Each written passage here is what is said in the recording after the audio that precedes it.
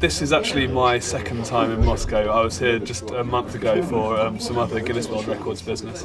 Oh, I see. And how do you like it here this time? Was it different? It's amazing. I only had a very quick visit the last time I was here, and it was really good to be able to see some of the city earlier on. I had a walk around Red Square, a little guided tour. It was nice to see some of the sights. Oh, I see. And how do you find this particular event? Was it hard for you to judge it? This particular Guinness World Records attempt is it's very difficult to measure because it deals with technology. It's something that has to be very precise. It can't come down to a matter of opinion. I had to be sure that the final result was completely verifiable from a technical point of view, and so it was very important to know for certain that the final figure at the end of the 30 minutes represented those people who had watched the entire 30 minutes. And that was the main point that I was focusing on today. Yes, you go back to UK tomorrow. Yeah, I'll be returning tomorrow. A few questions about your country, particularly about language. How is language study organized in the United Kingdom? I think, in particular, where I'm from, which is London, it's big business because London being such an international city, like Moscow, there is a desire to learn other languages. I think it's a very important business, certainly. It's a belief that English-speaking persons, they don't like to learn other languages because they have the language that a lot of people There speak is in the that, world. there is that, but I think people are waking up to the idea more and more that it's necessary to speak each other's languages rather than just to expect other people will speak your language. Oh. I think that people are waking up to that idea more and more. And how do people in UK treat the language of people in the United States? It's a little different, I know. To be honest, I think it should be considered as two different languages.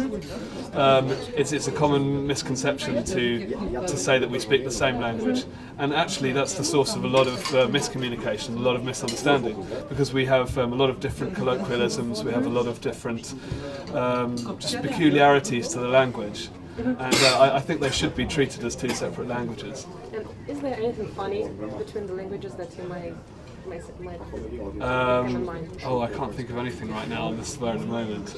Accent, is it fine for you to hear The accent is no problem. I mean, it's not really so much an understanding of basic grammar.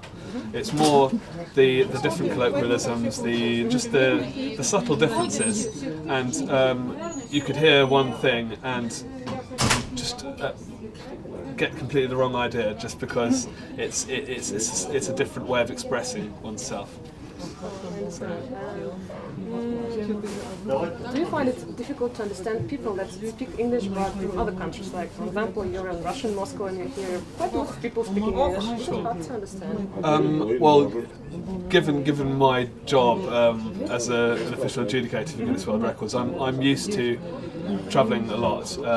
I've become used to hearing English in many different accents and many different varieties and levels of ability, and so for me personally, I don't find it difficult. I think maybe your average English person might have more trouble, but I'm used to it. And what is the big difficulty to understand a person speaking English? What do they do wrong?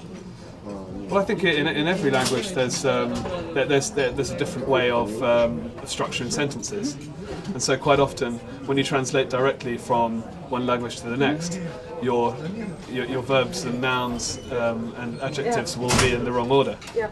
And so sometimes that's the thing that can make it a little bit slower to get the point. But as I said, I'm used to that, so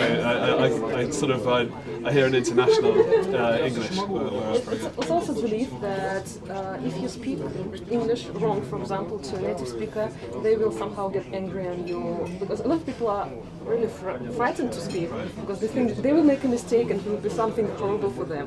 Can you give some advice to these people that they speak more freely? No, I think the most important thing about language is communication.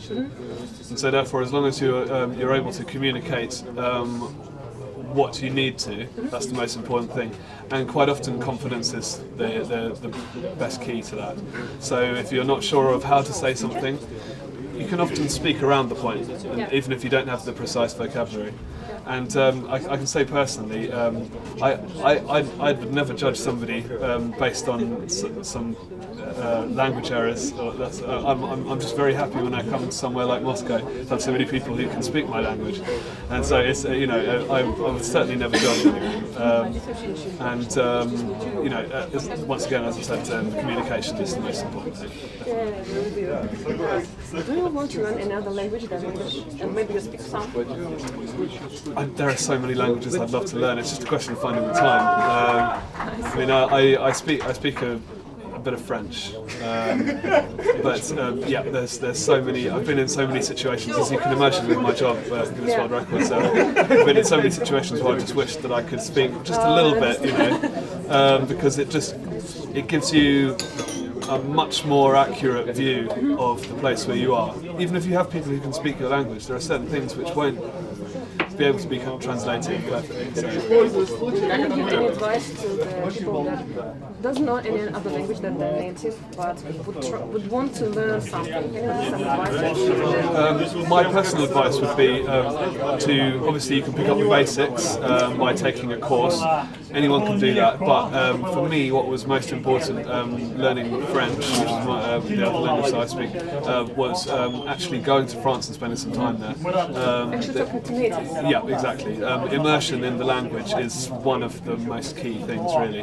And you can, I've come across people who've learnt languages almost perfectly from books, but you're not ever quite there until you've actually spent some time in the actual country and speaking to natives. That would be my advice. You need to do that. Thank you. Thank you.